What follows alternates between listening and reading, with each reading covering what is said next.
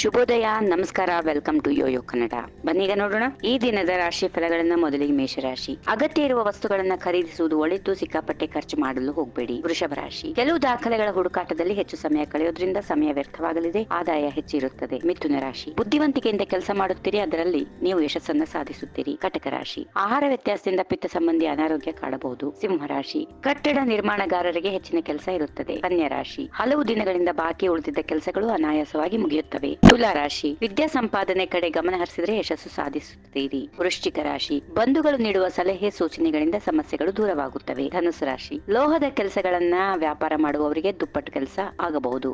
ಮಕರ ರಾಶಿ. ಕೆಲಸದ ಸ್ಥಳದಲ್ಲಿ ಹಿರಿಯ ಸಹೋದ್ಯೋಗಿಗಳಿಂದ ಸಲಹೆಗಳು ಮತ್ತು ಸಹಾಯ ಸಿಗುತ್ತದೆ. ಕುಂಭರಾಶಿ. ಅತ್ತ ಕಡೆಯಿಂದ ಮಾನಸಿಕ ಒತ್ತಡ, ಕಿರುಕುಳ ಎದುರಾಗಬಹುದು. ಕೊನೆಯದಾಗಿ ಮೀನರಾಶಿ. ಉದ್ಯೋಗದ ನಿರೀಕ್ಷೆಯಲ್ಲಿರುವವರಿಗೆ ಉತ್ತಮ ಅವಕಾಶಗಳು ಸಿಗುತ್ತವೆ. ಹೀಗಿವೆ ಈ ದಿನದ ರಾಶಿಫಲ. ಸರ್ವರಿಗೆ ಶುಭವಾಗಲಿ. ಶುಭ ದಿನ. ನಮಸ್ಕಾರ. ಈ ವಿಡಿಯೋ ನಿಮಗೆ ಇಷ್ಟವಾದಲ್ಲಿ ಲೈಕ್ ಮಾಡಿ, ಶೇರ್ ಮಾಡಿ, ಸಬ್ಸ್ಕ್ರೈಬ್ ಮಾಡಿ.